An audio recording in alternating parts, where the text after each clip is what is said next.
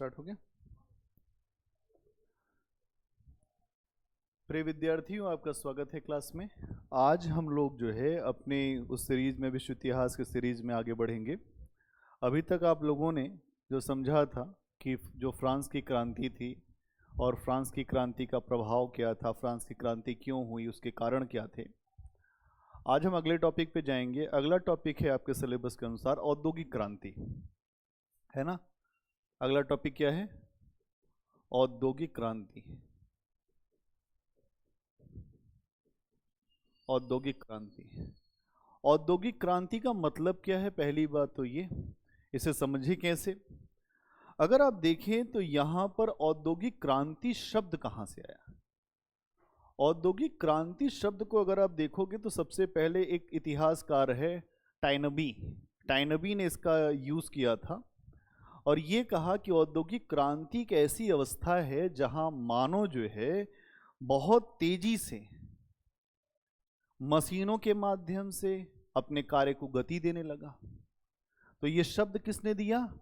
Toynbee ने। किसने दिया? टाइनबी ने। और यहां पर देखेंगे तो मानव के जीवन में गतिशीलता आई। क्या हुआ?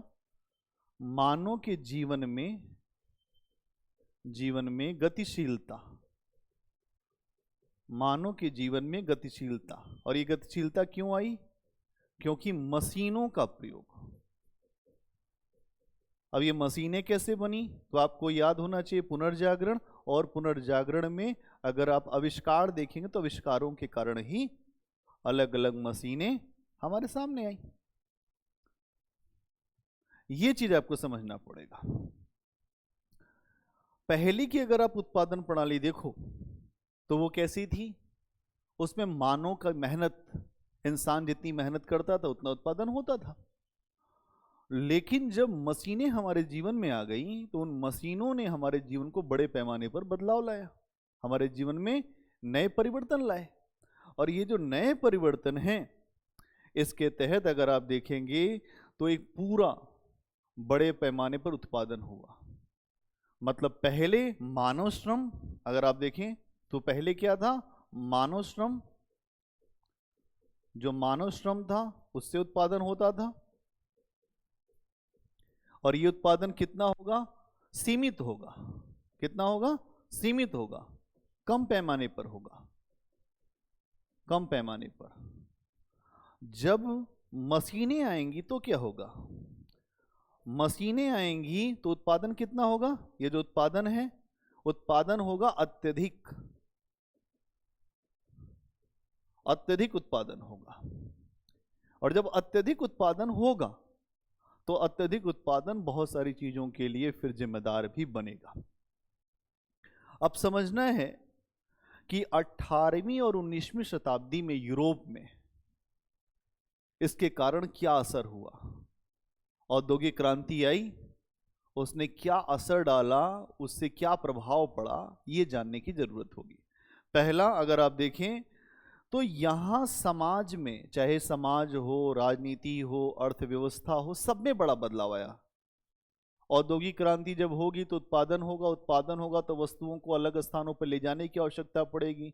जब आप वस्तुओं को अलग अलग स्थानों पर ले जाओगे तो फायदा मिलेगा। होगा कि नहीं होगा? इसलिए औद्योगिक क्रांति ने कहीं ना कहीं साम्राज्यवाद, उपनिवेशवाद की अवधारणा को और मजबूत किया, है ना। औद्योगिक क्रांति एक ऐसी अवस्था है जहां मानव के स्थान पर मशीनों ने अपना काम किया, मशीनों का प्रयोग होने लगा। और उसके बाद जो वस्तुएं बन रही उनके लिए बाजार की जरूरत महसूस हुई। इसलिए औद्योगिक क्रांति का बड़े पैमाने पर अगर आप देखें तो यहां हमारे जीवन में असर पड़ा। ठीक है। औद्योगिक क्रांति ने और क्या क्या किया? अगर आप देखेंगे औद्योगिक क्रांति के कारण धीरे धीरे जो मशीनें हैं उनको चलाने के लिए कोयला, लोहा, पेट्रोलियम, विद्युत, वाष्प इंजन, ये सब चीजें आई। और मैंने आपको ये शब्द जो लिखा आविष्कार, इसके अंदर हर चीज है। अगर आप देखें, वाष्प इंजन का आविष्कार हो गया, कोयला निकालने की तकनीक आ गई, है ना। कोयला निकालने की तकनीक, बहुत सारे की तकनीक, और इन सभी कारणों से चीजें जो हैं धीरे धीरे बढ़ती चली गई। और अगर आप आगे देखें तो इससे हमारे यहां पूरी दुनिया में क्या क्या बदला हुआ। एक तो पहली बात, सामाजिक संरचना में बदलाव हुआ। क्या हुआ? अगर आप ये देखें, औद्योगिक क्रांति बेसिकली 18वीं और 19वीं शताब्दी में आपको तेजी से दिखाई देगी। 19वीं शताब्दी, इसमें क्या है? एक बात तो ये है कि सामाजिक जो व्यवस्था है उसमें बदलाव होगा।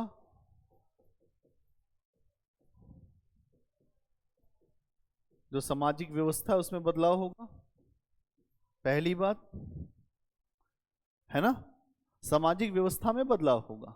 दूसरी बात क्या होगी इसमें? इसके अलावा अगर आप देखेंगे, जो सामंतों के स्थान पर उद्योगपति आएंगे, मध्यम वर्ग आएगा। क्या आएगा? सामंत अब होंगे समाप्त। जो सामंतों के स्थान पर उद्योगपति, जो उद्योग लगाएंगे अलग अलग, और मध्यम वर्ग का उभार होगा। होगा कि नहीं होगा? अब आप इस बात को समझिएगा कि जब सामंतों का समापन होगा तो वो किस जगह जाएंगे? वो सामंत एक नई व्यवस्था में घुस जाएंगे और वो धीरे धीरे व्यापार वाणिज्य करने लगेंगे। व्यापार वाणिज्य करेंगे, शहरों का विकास होगा। शहरों का विकास होगा तो मध्यम वर्ग भी जन्मेगा। इसलिए आप कह रहे हैं कि मध्यम वर्ग का विकास हुआ। और आप देखेंगे कि धीरे धीरे इन्हीं परिवर्तनों को ही, जो बड़े पैमाने के परिवर्तन हुए जिसने समाज को बदल दिया, नए शहरीकरण का वातावरण तैयार किया, उत्पादन की प्रणाली को बदल दिया, ठीक है, नई नई तकनीकों का प्रयोग होने लगा। औद्योगिक क्रांति का मतलब क्या है? सब चीज, यहां पर तकनीकों का प्रयोग हुआ, ठीक है, जो समाज में बदलाव आया, आपने देखा कि समाज में बदलाव आया। और ये सारे बदलाव जो हैं, इन सब ने मिलकर औद्योगिक क्रांति को जन्म दिया। क्या होता है क्रांति? क्या होता है कि जब किसी स्थान पर सामाजिक, राजनीतिक, आर्थिक आधार पर बड़े बदलाव होते हैं, तो उसे हम क्या कहते हैं? क्रांति, या इसको कहते हैं आमूलचूल बदलाव। क्या कहते हैं? आमूलचूल बदलाव। इसको हम क्या बोलेंगे? क्रांति बोलेंगे। इसको क्रांति बोलेंगे। हर घटना क्रांति नहीं है। औद्योगिक क्रांति क्यों बोल रहे हैं? क्योंकि इस औद्योगिक क्रांति ने व्यापार वाणिज्य को अलग दिशा में मोड़ दिया। व्यापार वाणिज्य का इतना ज्यादा असर पड़ा कि समाज पर, राजनीति पर, अर्थव्यवस्था पर, संस्कृति पर, सब पे असर पड़ा। इसीलिए हम इसे कहते हैं औद्योगिक क्रांति। क्या क्लियर है सबको? आगे बढ़िए। औद्योगिक क्रांति जो है, इसके क्या कारण हैं? औद्योगिक क्रांति क्यों हुई? औद्योगिक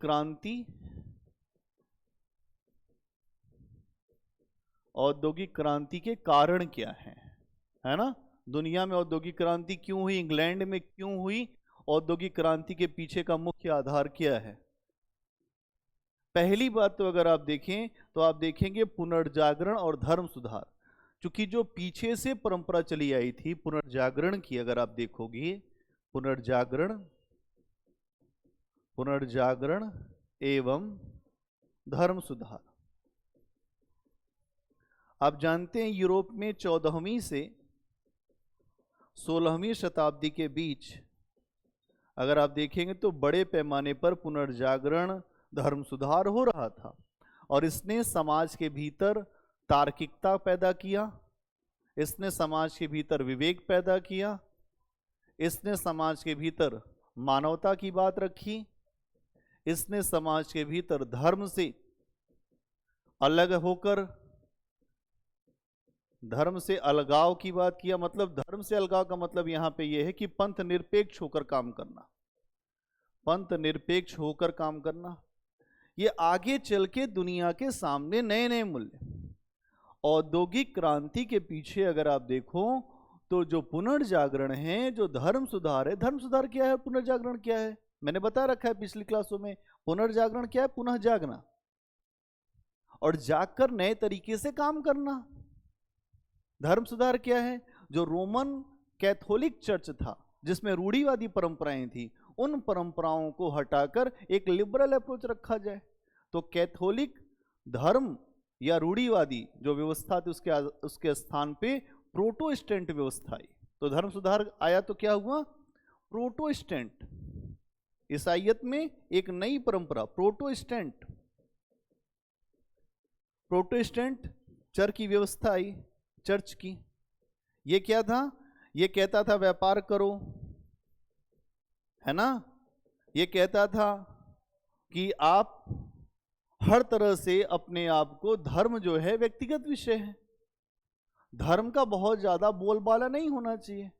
प्रोटेस्टेंट ने समाज में, ईसाईयत में सुधार की बात किया बड़े पैमाने पर। तो ये हो गया धर्म सुधार और पुनर्जागरण की भूमिका। और क्या है, वाणिज्यवाद। आप जानते हैं वाणिज्यवाद क्या है।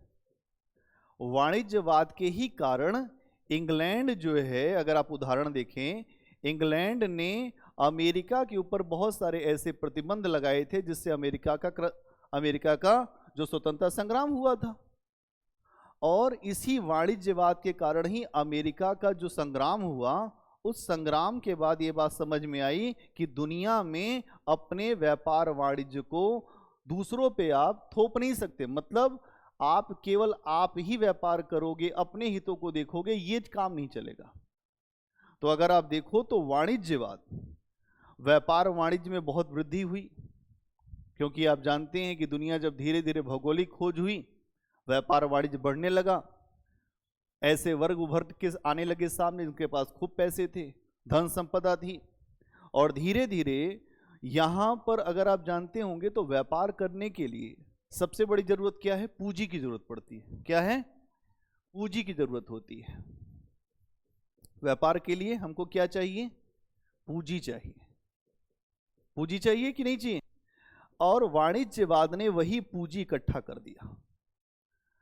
अलग अलग जगह आप देखेंगे कि खूब तेजी से व्यापार होने लगे। इंग्लैंड भारत में भी आ चुका था, है ना। धीरे धीरे अगर आप देखें तो फ्रांस भी भारत में था। अलग अलग उपनिवेश भी बनाए जा रहे हैं, दक्षिण पूर्व एशिया में भी उपनिवेश बने हुए हैं। ये क्यों किया जा रहा है, क्योंकि हमें लाभ हो। क्या था, वाणिज्यवाद, जहां अपने पक्ष में व्यापार का नियंत्रण कर लिया जाता था। और इसके वजह से धीरे धीरे यहां देखेंगे आप, इंग्लैंड में पूंजी संचय हुआ। क्या हुआ, पूंजी संचय। बिना पूंजी संचय के क्या व्यापार होता है, तो नहीं होता। इसलिए इंग्लैंड में औद्योगिक क्रांति हुई। कौन मशीन खरीद पाएगा, कौन अच्छा घर बना पाएगा, कौन अच्छे संसाधनों का उपयोग कर पाएगा, जिसके पास पैसा होगा। आज समझिए, पूंजी संचय अगर नहीं होगा तो आप कुछ कर ही नहीं पाएंगे। तो पूंजी संचय हुआ। अगला पॉइंट क्या देखते हैं, औद्योगिक क्रांति के पीछे चाहिए मजदूर भी चाहिए, बड़े पैमाने पर मजदूर मिलने चाहिए। इंग्लैंड में अगर आप देखें इस समय जनसंख्या में वृद्धि हुई। जनसंख्या में वृद्धि का मतलब क्या है, एक बात समझिएगा कि जनसंख्या में वृद्धि उसी समय होगी जब व्यवस्था कुछ बनती होगी। व्यवस्था जब बन रही होगी और जब व्यवस्थाएं बनेंगी तभी व्यक्ति आबादी भी अपनी बढ़ाता है। और जनसंख्या की वृद्धि के साथ ही बहुत तेजी से इंग्लैंड में एक माहौल तो बन ही रहा था औद्योगिकरण का, क्योंकि तकनीक आ चुकी थी, पूंजी थी ही, पूंजी इकट्ठा हो रही थी और जनसंख्या बढ़ी। तो उसके बाद धीरे धीरे आप देखेंगे जो यूरोप का बाजार था, जो इंग्लैंड का बाजार था, उस बाजार में अब केवल सीमित जो सामानों से काम नहीं चल सकता था। सीमित सामानों से से काम नहीं हो सकता था। और जब काम नहीं हो सकता था तो फिर जरूरत थी कि भाई सीमित अगर है सामान तो अधिक सामान कैसे बनाया जा सकता है। उसके लिए फिर क्या चाहिए? मशीनें। तो आप जानते हैं आवश्यकता ही आविष्कार की जननी है। आवश्यकता पड़ने लगी, आवश्यकता ही आविष्कार की जननी है। क्या है? जननी है, मां है। तो जनसंख्या में वृद्धि हुई, लोगों ने डिमांड पैदा किया और उसके बाद नई नई जो तकनीकी आने लगी और फिर वही मशीनों ने बड़े पैमाने पर उत्पादन का कार्य किया। इतनी बात क्लियर है आप सबको? अब जो फ्रांसीसी क्रांति का योगदान क्या है इसमें? इंग्लैंड की औद्योगिक क्रांति के पीछे फ्रांसीसी क्रांति का क्या स्थान है? फ्रांसीसी क्रांति का योगदान, इंग्लैंड की औद्योगिक क्रांति में फ्रांसीसी क्रांति का योगदान है कैसे? अगर आप देखें 1789 की जो फ्रांस की क्रांति हुई उसने भी सहयोग प्रदान किया। इंग्लैंड में अगर आप देखेंगे तो औद्योगिक क्रांति के लिए माहौल पहले से तैयार था, माहौल बना हुआ था। औद्योगिक विकास के लिए कोई बाधा नहीं थी। और क्या था? और यूरोप में ऐसा कोई स्थान ऐसा नहीं था जैसा इंग्लैंड में माहौल था। मतलब इंग्लैंड के अंदर औद्योगिक क्रांति होना एक नेचुरल प्रोसेस था, क्योंकि वहां की परिस्थितियां ऐसी थीं जिससे औद्योगिक क्रांति वहां होती। लोग चाह रहे थे कि कुछ किया जाए, पैसा था, जिसके पास होगा पैसा वही तो कुछ करेगा। अगर आप देखेंगे तो जब फ्रांस की क्रांति हो गई तो दुनिया में यह कहा गया कि जो लोकतंत्र है, प्रजातंत्र है, उसकी राजनीति बहुत ज्यादा अच्छी होती है। कैसे असर आया? जो प्रजातंत्र के ऊपर, लोकतंत्र के ऊपर, क्योंकि जो फ्रांस में 1789 की क्रांति हुई थी, उस क्रांति से इंग्लैंड में भी प्रजातंत्र और लोकतंत्र की लोकप्रियता तेजी से बढ़ने लगी।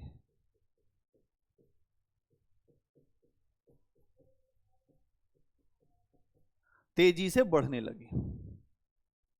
क्या हुआ? तेजी से बढ़ने लगी। और जो लोकप्रियता तेजी से बढ़ी, उसने ये समझाया कि नहीं भाई, हम ऐसा राज्य चाहते हैं जहां पर राजतंत्र का कोई हस्तक्षेप न हो और धीरे धीरे लोकतांत्रिक व्यवस्थाओं को मजबूत किया जाए। और लोकतांत्रिक व्यवस्था जो है औद्योगिक क्रांति को सहयोग देगी। और आगे चल के इंग्लैंड में अगर आप देखेंगे कि वहां पे ये जो व्यवस्था है, जो संसदीय व्यवस्था, अगर आप ये कहें कि जो वहां पर एक माहौल बनने लगा, लोकतंत्र को और ज्यादा समर्थन मिलने लगा, इस व्यवस्था ने औद्योगिक क्रांति को प्रोत्साहन दिया। औद्योगिक क्रांति को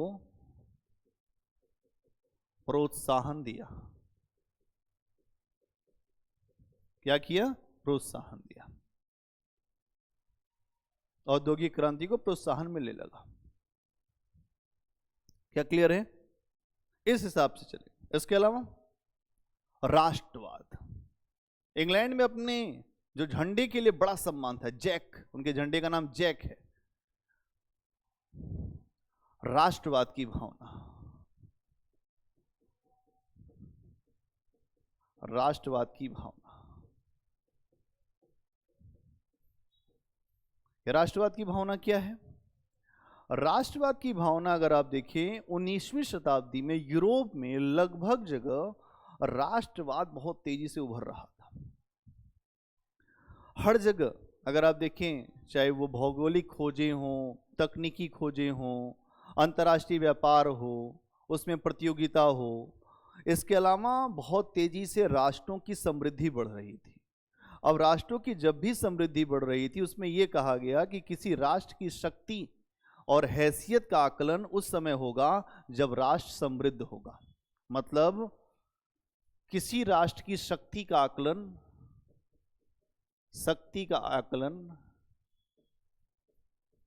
आकलन उसकी समृद्धि से लगाया जाएगा। किससे लगेगा? समृद्धि से लगाया जाएगा।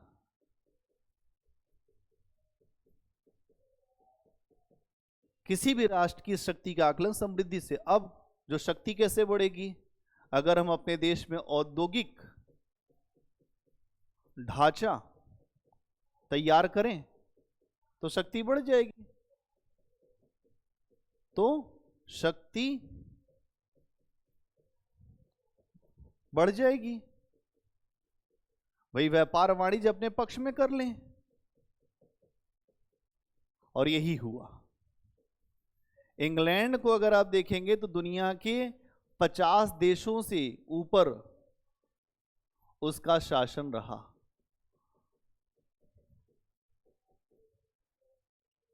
ठीक है, ये चीज समझनी होगी। इसके अलावा औद्योगिक क्रांति क्यों हुई? क्योंकि इंग्लैंड में कारखाना पद्धति, जहां माल बनता है, उसका भी विकास हुआ। कौन सी पद्धति? कारखाना पद्धति।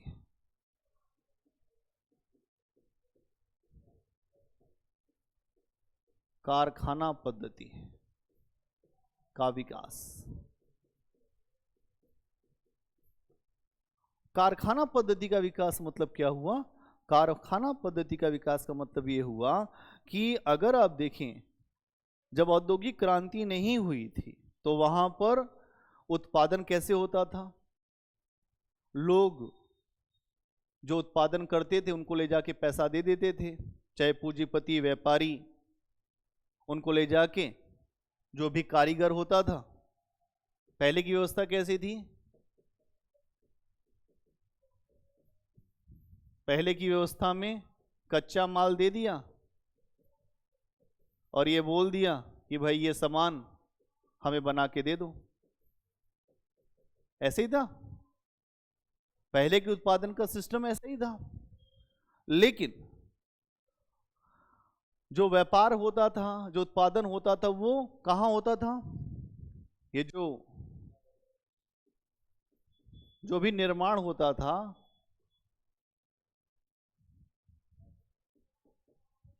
जो घरों के अंदर निर्माण होता था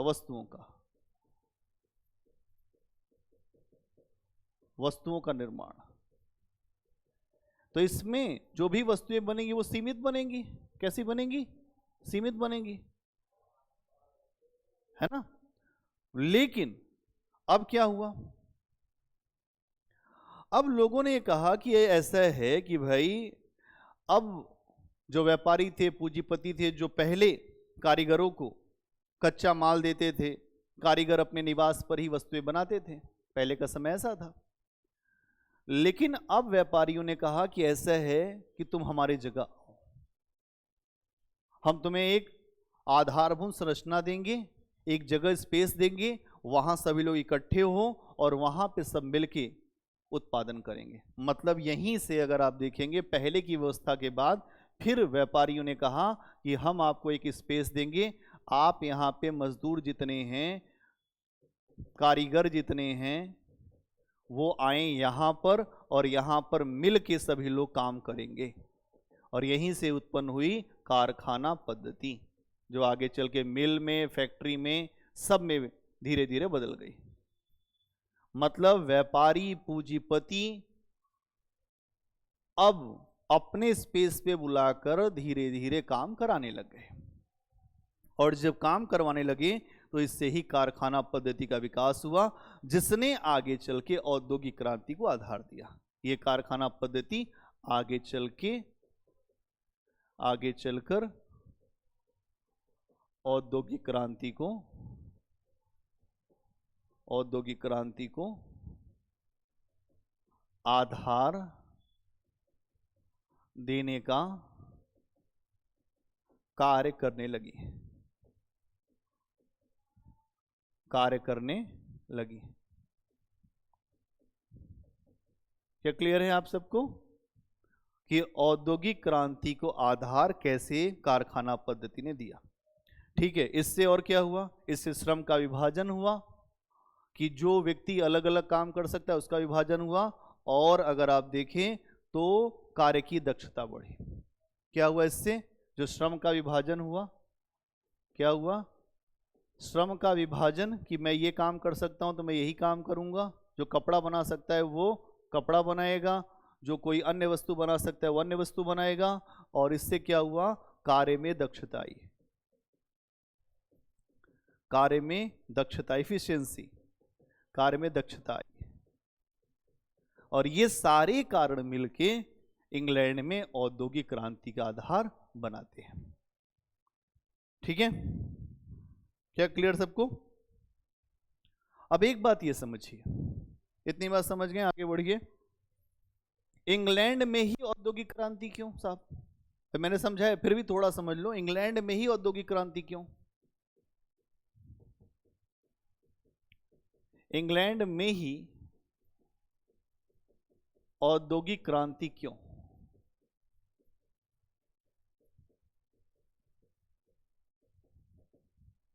एक ऐसा पाई चार्ट बना दीजिए और देखिए उसमें क्या है। सबसे पहली बात कि अनुकूल राजनीतिक वातावरण। क्या है? अनुकूल राजनीतिक वातावरण। अनुकूल राजनीतिक वातावरण। वहां के जो शासक को समझ में आ गया था कि शक्ति जनता में ही सौंपनी होगी, और जो लोकतंत्र है, जो प्रजातंत्र है, उसमें विश्वास जताना होगा। इसीलिए इंग्लैंड में राजतंत्र की, या अगर आप कहें राजा की हत्या करके उसे हटाया नहीं गया। आज भी इंग्लैंड में महारानी का शासन है, या जो प्रतीकात्मक रूप से ही है, लेकिन है वहां राजशाही। तो वहां पर अनुकूल राजनीतिक वातावरण था जिसने इंग्लैंड में औद्योगिक क्रांति को सफल किया। और क्या है इसके अलावा? भौगोलिक स्थिति, व्यापार वाणिज्य की अनुकूल भौगोलिक स्थिति है। भौगोलिक स्थिति, आप जानते हैं कि व्यापार और वाणिज्य को बढ़ावा देने के लिए आपका जो ज्योग्राफिकल है, या आपकी जो भौगोलिक स्थिति है, अवस्थिति है, उसका बेहतर होना बहुत अच्छा है। यूरोप के दूसरे देशों की तुलना में अगर आप देखें तो यहां पर एक ऐसी स्थिति है, चारों ओर से समुद्र से घिरा है इंग्लैंड। कैसा है? चारों ओर से समुद्र से घिरा है। चारों ओर से समुद्र से घिरा है। तो व्यापार वाणिज्य के लिए अपने आप ही बहुत अच्छी स्थितियां हैं, है ना? व्यापार वाणिज्य के लिए अच्छी स्थितियां हैं कि नहीं? इस समुद्र का मतलब है व्यापार वाणिज्य। इसके अलावा आप देखेंगे कि यहां पर बंदरगाहों का खूब निर्माण हुआ। जब चारों तरफ से समुद्र है तो बंदरगाहों का निर्माण हुआ, और जब बंदरगाहों का निर्माण हुआ तो धीरे धीरे इनके पास जो तकनीक, आप समझिए इस बात को कि बंदरगाहों का निर्माण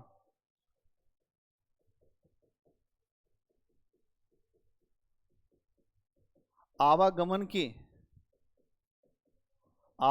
के सस्ते साधन, मतलब एक सामान दूसरे स्थान पे जा सकता है, और ये सारी चीजें इसको इसके भूगोल ने प्रदान किया है, इसकी ज्योग्राफी ने प्रदान किया है। आप लोग सोचते होंगे कि इंग्लैंड दुनिया पे इतने लंबे समय तक कैसे शासन किया। इंग्लैंड को नेचर ने बड़ा खूबसूरत बनाया है। उसके व्यापार वाणिज्य की अनुकूल परिस्थितियां इतनी अच्छी हैं कि इंग्लैंड ने आगे बढ़ के सारे अवसरों का लाभ लिया है। यह बात समझना पड़ेगा। और वहां का जो जलवायु है वो कपड़े के उत्पादन के लिए बहुत ज्यादा प्रसिद्ध है, क्योंकि वहां पर नम जलवायु पाई जाती है जो कपड़े के उत्पादन के लिए बहुत ज्यादा प्रसिद्ध है। नम जलवायु, नम जलवायु किस लिए? कपड़े, मतलब कपड़े के उत्पादन के लिए क्षेत्र बहुत ज्यादा अच्छा है।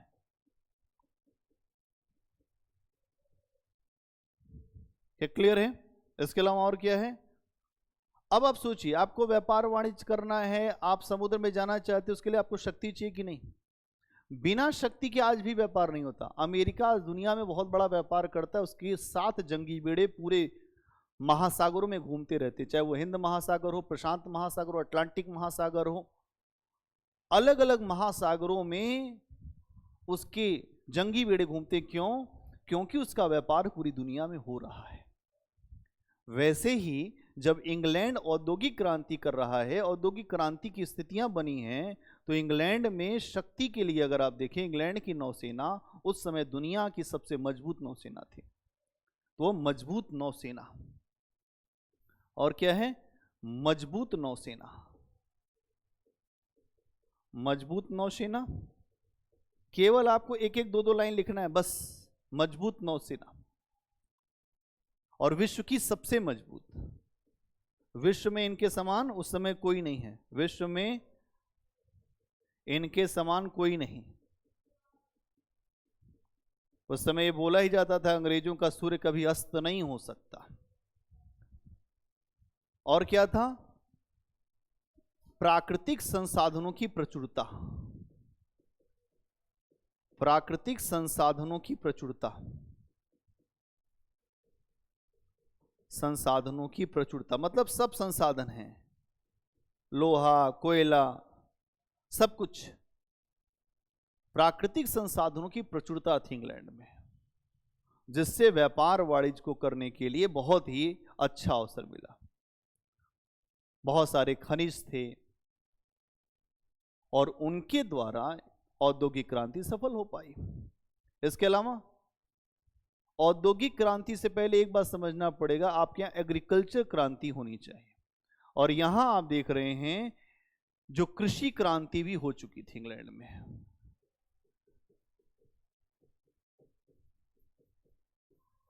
जो कृषि क्रांति क्या है, अगर आप देखें तो 16वीं 17वीं शताब्दी में इंग्लैंड में बड़े पैमाने पर जो कृषि के क्षेत्र में बदलाव हुए थे, नई नई तकनीकों का इस्तेमाल हुआ था। और जब नई नई तकनीकों का इस्तेमाल हुआ तो वहां के भूस्वामियों को लाभ मिला। समझिए, 17वीं 18वीं शताब्दी कैसी है? जो 16वीं शताब्दी से ही एग्रीकल्चर के क्षेत्र में बदलाव आ गए, लेकिन 16वीं और 17वीं शताब्दी में अगर आप देखेंगे तो बड़े पैमाने पर बदलाव आ रहे हैं। और जो बदलाव आ रहे हैं, उन्हीं बदलावों ने जो कृषि के क्षेत्र में क्रांति ला दिया। 16वीं व 17वीं शताब्दी में, 17वीं शताब्दी में जो कृषि क्षेत्र में बड़े बदलाव दिखाई दे रहे हैं। क्या दिखाई दे रहे हैं? बड़े बदलाव। और ये जो बड़े बदलाव हैं, इनके द्वारा अगर आप देखेंगे क्या हुआ था, एग्रीकल्चर में तकनीकों का प्रयोग किया गया था। क्या किया गया था? तकनीक का प्रयोग, तकनीक का प्रयोग। और यहां दूसरी बात, बड़े बड़े फार्म हाउस बनाकर खेती की जा रही थी, खेती की जा रही थी। बड़े बड़े फार्म हाउस बनाकर खेती की जा रही थी। और जब बड़े बड़े फार्म हाउस बनाकर खेती की जा रही थी, इससे जो लैंडलॉर्ड थे, भूस्वामी थे, उनको बहुत लाभ मिला। और आप देखोगे कि जब उनको बहुत लाभ मिला है तो उस लाभ के बाद उनके पास पैसा इकट्ठा हुआ। ये जो भूस्वामी थे, इनके पास आया पैसा। अब इस पैसे का इन्वेस्टमेंट कहाँ होगा, निवेश कहाँ होगा? तो उन्होंने निवेश किया औद्योगिक क्रांति के लिए, मशीनों के लिए। किसमें किया? सब में। ठीक है, इतनी बात समझ में आ गई होगी। इसके अलावा मैंने अभी आपको इसके पहले ही बताया था कि जनसंख्या में वृद्धि, जनसंख्या में वृद्धि, ये भी आपको एक पॉइंट समझ में आएगा, क्योंकि जनसंख्या वृद्धि हुई, उसकी डिमांड ज़्यादा थी। वो डिमांड जो सामान्य श्रम से नहीं हो सकती थी, मानव अगर उसको करता तो उतना पूरा नहीं कर पाता, तो आवश्यकता पड़ी, तो फिर हमने आविष्कार किया इंग्लैंड में बड़े पैमाने पर उसका प्रयोग करके कारखाना पद्धति का विकास हुआ और कारखाना पद्धति ने औद्योगिक क्रांति को विकसित किया। इसके अलावा इंग्लैंड का औपनिवेशिक विस्तार, ये बड़ी बात है। औपनिवेशिक विस्तार क्या करता है? अलग अलग जगह से उसके पास संसाधन आने लगे, कच्चा माल आने लगा। जैसे भारत से कपास आने लगा, नील आने लगा, है ना। औपनिवेशिक विस्तार, औपनिवेशिक विस्तार उदाहरण क्या है? भारत, है ना, दक्षिण पूर्व एशिया, जहां जहां इंग्लैंड ने अपना विस्तार किया वहां से इसको कच्चा माल मिलने लगा, चीजें संसाधन आने लगे। और उसके बाद आप जानते हैं कि बड़े पैमाने पर पूंजी का भी प्रवाह हुआ, जिसको आप कहते हैं ड्रेन ऑफ वेल्थ, धन का निष्कासन, है ना। पूंजी का बड़े पैमाने पर प्रवाह हुआ इंग्लैंड में। पूंजी का बड़े पैमाने पर प्रवाह, पूंजी का बड़े पैमाने पर प्रवाह, ये भी आपको दिखाई देगा। ठीक है, तो पूंजी का प्रवाह होगा तो पूंजी उपलब्ध होगी, पूंजी उपलब्ध होगी तो पैसा निवेश होगा, जब निवेश होगा तो औद्योगिक क्रांति होगी। सीधी बात है। बिना पूंजी के तो कुछ होता ही नहीं है। पूंजी नहीं है कोई स्टार्टअप नहीं हो सकता। आप देखो ना अमेरिका को, सबसे ज्यादा स्टार्टअप अमेरिका में क्यों है, भारत में क्यों नहीं है?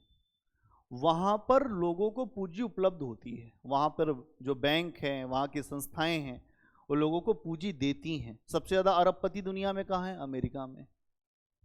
तो पूंजी की उपलब्धता जो होती है वो भी किसी नए काम के लिए बहुत आवश्यक होती है।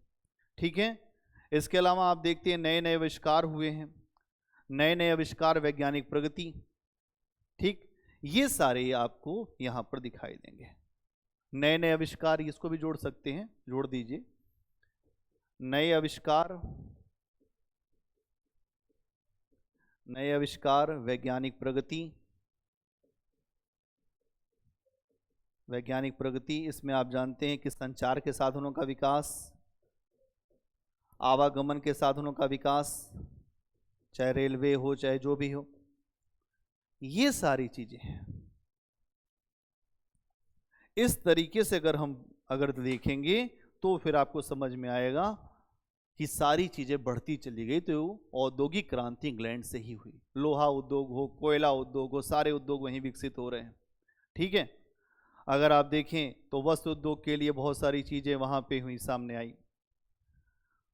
जो सूती वस्त्र उद्योग स्थापित किया गया, उसमें भी मशीनें आई। लोहा और कोयला उद्योग में अगर आप देखें, जो लोहा को जो गलाने के लिए यहाँ पे व्यवस्था, जो लकड़ी के कोयले आने लगे, जिससे लोहा गलाया जाने लगा। पूरा नई नई तकनीकों का प्रयोग होने लगा। और नई तकनीकों के प्रयोग से अगर आप देखें, इस्पात के उत्पादन के लिए जो रोलिंग मशीन आ गई, इस समय रोलिंग मशीन बनने लगी कि लोहे को जो गलाने के बाद उसको रोल कर दिया जाए। ये सारी चीजें भी आपको दिखाई दी। इसके अलावा अगर आप देखें तो लोहे को बनाने के लिए कोयले के उत्पादन का बहुत ज़्यादा बढ़ना जरूरी था। अगर लोहा बनाना है तो कोयला बनाना पड़ेगा, क्योंकि कोयले से ही लोहा जो गलाया जाएगा। और अगर आप देखेंगे तो इस समय सेफ्टी लैम्प, जो कोयले की खदानों में जो रोशनी लेकर जाते थे, उसको कहते हैं सेफ्टी लैम्प, उसका भी आविष्कार हुआ। और नई नई आप जानते हैं कि ट्रेन हो, टेलीग्राफ हो, संचार लाइनें हो, सबका विकास हुआ। और कुल मिला जुला के इन सारे कारणों की वजह से इंग्लैंड में औद्योगिक क्रांति की संभावनाएं ज़्यादा थी, इसलिए इंग्लैंड में औद्योगिक क्रांति हुई।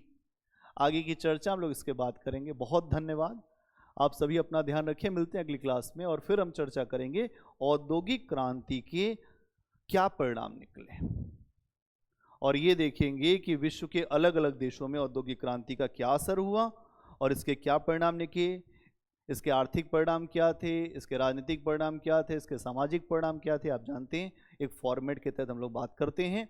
और आज हमने समझा औद्योगिक क्रांति क्या है, उसका रूप क्या है, औद्योगिक क्रांति के क्या कारण थे, औद्योगिक क्रांति इंग्लैंड में क्यों हुई। 3 बातें आज हमने समझी। कौन कौन सी? औद्योगिक क्रांति क्या है, दूसरी बात औद्योगिक क्रांति के कारण क्या थे, तीसरी बात औद्योगिक क्रांति इंग्लैंड में क्यों हुई।